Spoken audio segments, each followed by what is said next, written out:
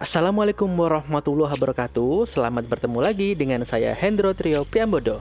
Kali ini kita akan belajar alat, bahan, dan prosedur berkarya seni lukis untuk seni budaya kelas 9. Jangan lupa klik like, komen, dan subscribe ya.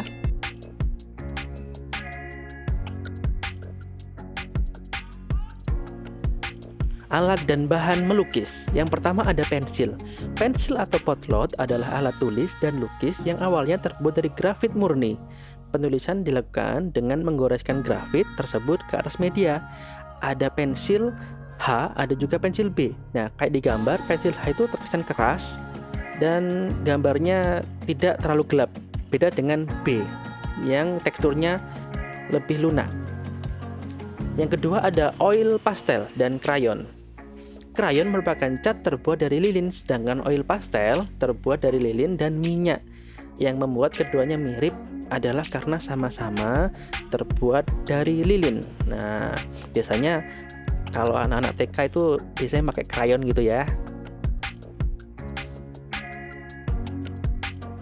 Berikutnya ada tinta bak atau tinta Cina. Tinta Cina atau tinta bak adalah tinta hitam yang digunakan secara luas untuk menulis dan percetakan. Kini digunakan pula untuk menggambar, terutama untuk media buku komik. Contohnya seperti di gambar, itu ya.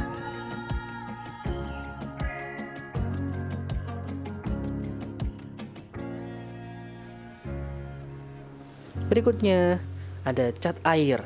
Cat air atau populer juga dengan sebutan akuarel adalah medium lukisan yang menggunakan pigmen dengan pelarut air dengan sifat transparan. Nah, contohnya ada di gambar. Nah, cat air ini disebut cat air karena dia ada campuran air untuk sebagai catnya. Kemudian ada cat minyak.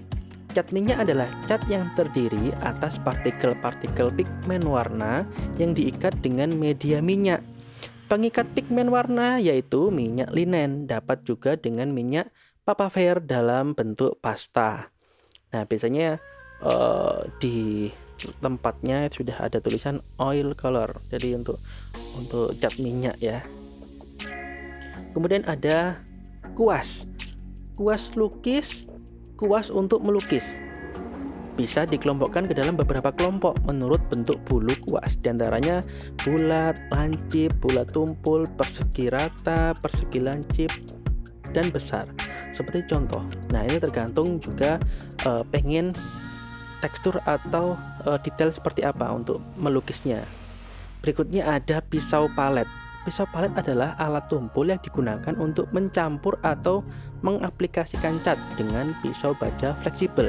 Ini terutama digunakan untuk mengaplikasikan cat ke kanvas, mencampurkan warna cat, menambahkan tekstur pada permukaan yang dicat, dan menempelkan. Seperti di gambar, ini adalah pisau palet.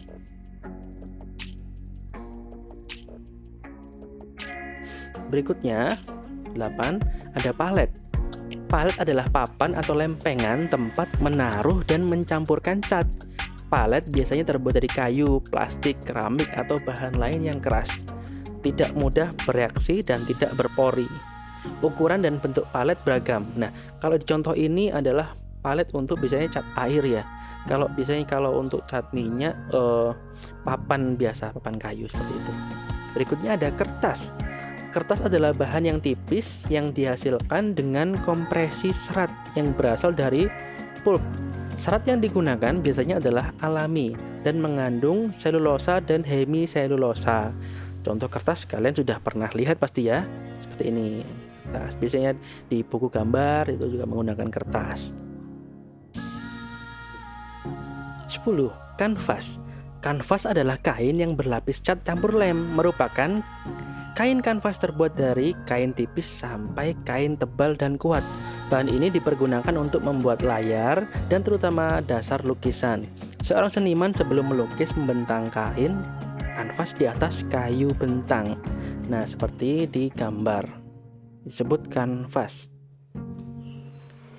Prosedur berkarya seni lukis. Ya, yang pertama, memunculkan gagasan. Jadi untuk memunculkan gagasan kreatif bisa dapatkan dari apa yang kita lihat. Contoh mengembangkan imajinasi, melihat objek secara langsung, melihat dari buku, atau mengunjungi museum. Nah, seperti itu ya. Jadi agar gagasan kita muncul, jadi kita lihat aja di keliling kita, berimajinasi seperti itu. Berikutnya ada membuat sketsa. Sketsa adalah gambar awal yang akan dijadikan atau dibuat lukisan. Sketsa inilah yang kemudian diselesaikan menjadi sebuah lukisan yang sempurna. Sketsa biasanya hanya berupa goresan global, tidak mendetail, dan jadi terakhir nanti akan menjadi gambar yang kita ungkapkan. Berikutnya ada menentukan media berkarya, bahan dan alat. Jadi proses ini untuk media yang kita gunakan, misalnya menggunakan kertas, karton manila, atau HVS, atau menggunakan tembok dinding, atau menggunakan media alternatif, ada kaca, cangkang telur, dan menggunakan cat minyak, akrilik, atau cat tembok. Seperti itu.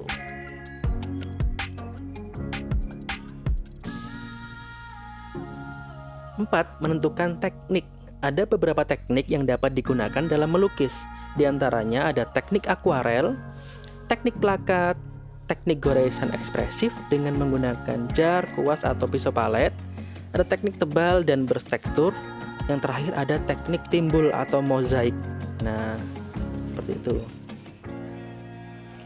Dan yang terakhir, mewarnai dan menyempurnakan lukisan. Jadi tahap terakhir adalah menyempurnakan atau menyelesaikan lukisan sketsa yang telah dibuat, yaitu mewarnai sketsa dengan goresan tipis pada objek pokok positif dan latar belakangnya negatif. Kemudian menyempurnakan lukisan dengan kontur, penyinaran, spotlight, dan penegasan. Dan terakhir penentuan gelap terang. Nah, itulah prosedur untuk melukis. Terima kasih.